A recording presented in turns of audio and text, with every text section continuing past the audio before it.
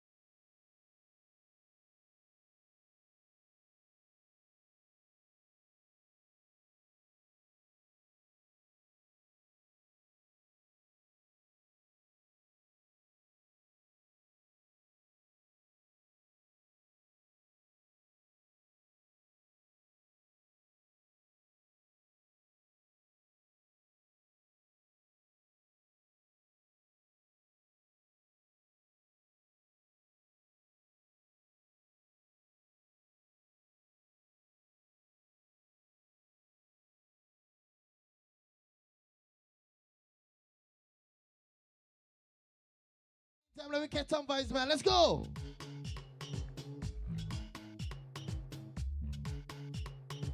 Outer road we are look now. James B and celeb now. Say we the band the ground now. We must find a look figure get nigga joke now. Right now, man, up on the problem style. Juicy. We must find a girl to carry home. I will not John Hill. Trust me. Tonight I dip on the hunting. All over town I am searching. Somehow I must take home something. Good lad. Tonight I must pick a pumpkin. I look in some nookie tonight. Wussy. I want me some nookie tonight. Wussy. I look in some nookie tonight. Wussy. Just a little nookie tonight. Wussy. I look in a.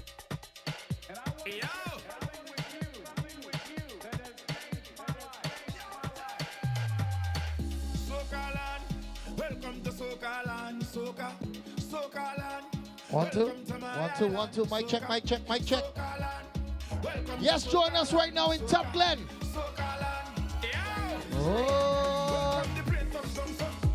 And me foot touch wrong so. Uh-huh. Anytime them look wrong so. And what? We done pass immigration. Uh-huh. We done jump in a minivan. Hold on. Me breaking done fire one. Over. From the concrete jungle.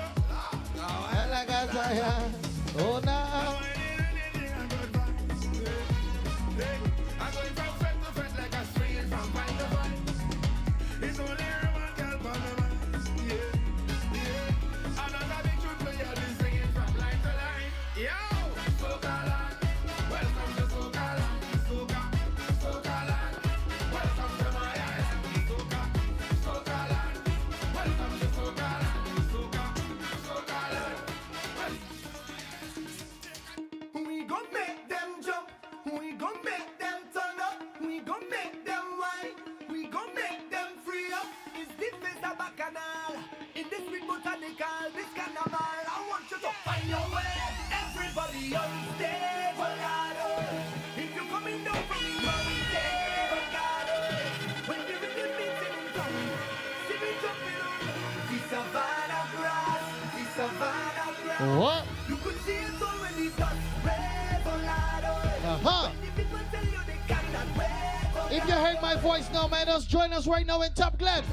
We coming up. Join us now in Top Glen. Listen. The savannah grass.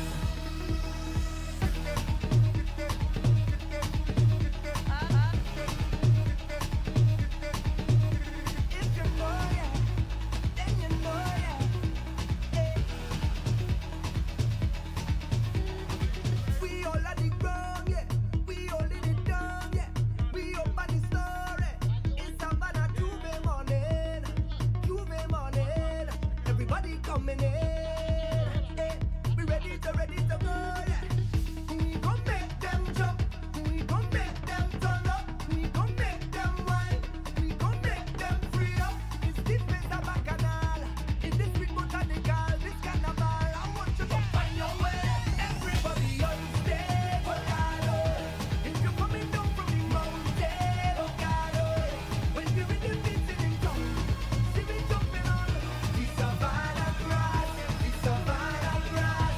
You could see it already done. Red Volado. When the people tell you they cannot wait, Volado. Feel the spirit jumping in tongue.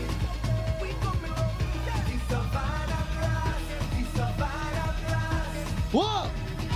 We up with the sun, yeah. We take over town, yeah. We making the most, yeah. Today's not enough, no. It's love we feeling. Look, everybody reveling. Take one. We gon' make them Take one. We gon' make them turn up. We gon' make them whine. We gon' make them free up. It's this place a bacchanal. With a vibe so magical, this carnival. I want you to find your way. Everybody on stage, Volado. If you're coming down from the mountain, Volado. When the rhythm beats in tongue, see me jumping on the savannah grass. The savannah grass. You could see it already. Take one. Slide two. That was slide two. Mic check.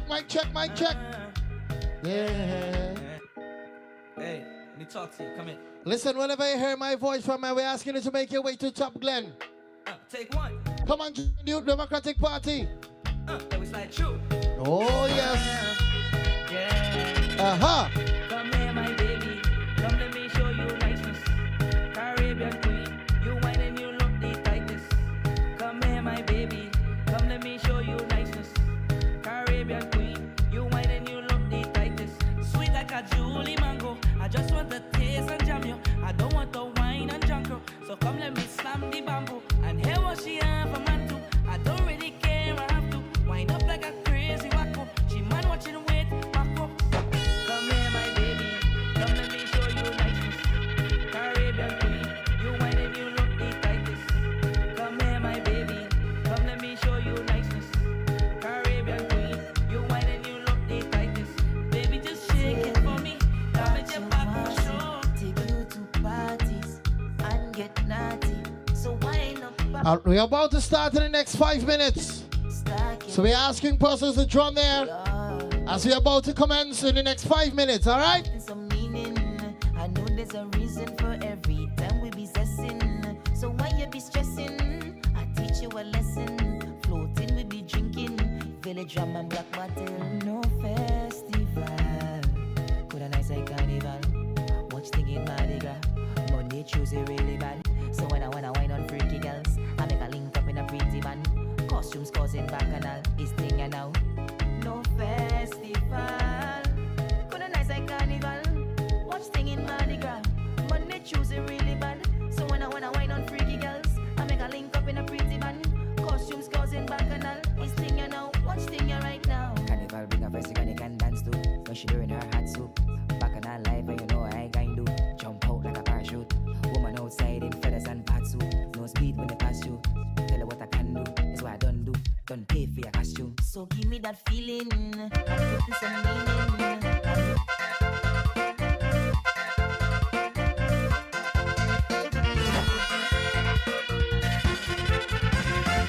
2001 they needed a change. Was the cry of the nation? Too much of one thing good for nothing.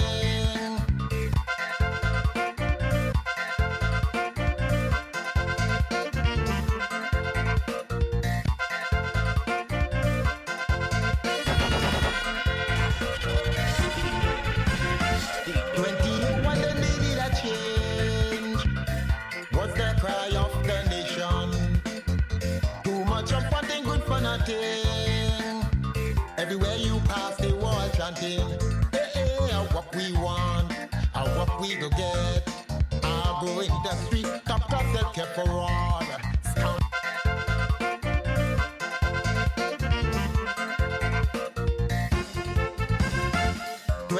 One they needed a change. Was the cry of the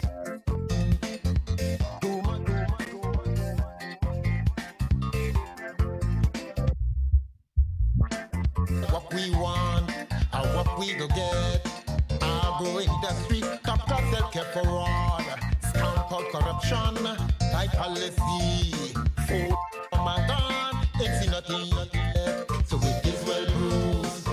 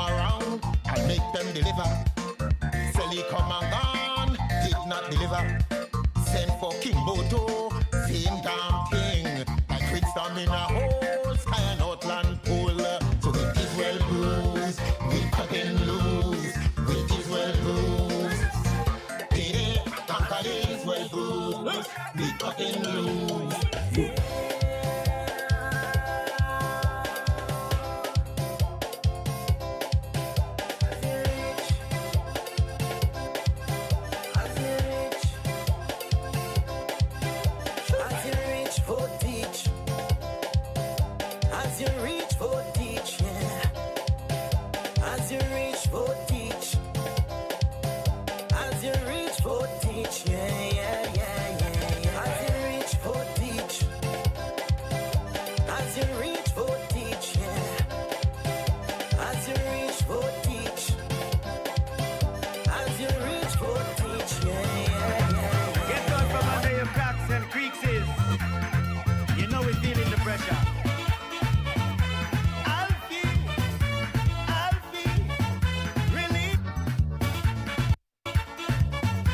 Mic check, all right. All right, ladies and gentlemen, we'll be starting in 2 minutes time, so all speakers on the platform, please stand by, we'll be officially starting. In 2 minutes time, we'll be officially starting.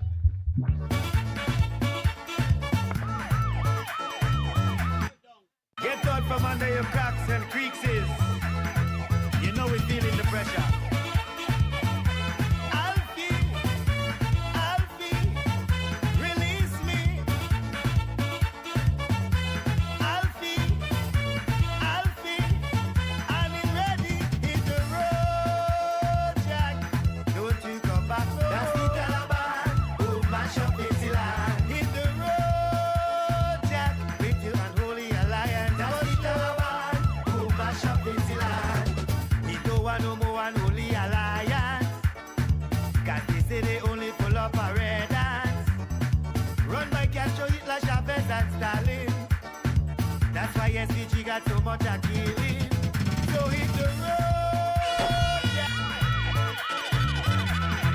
Get out from under your cracks and creaks is. You know we're feeling the pressure. Alfie,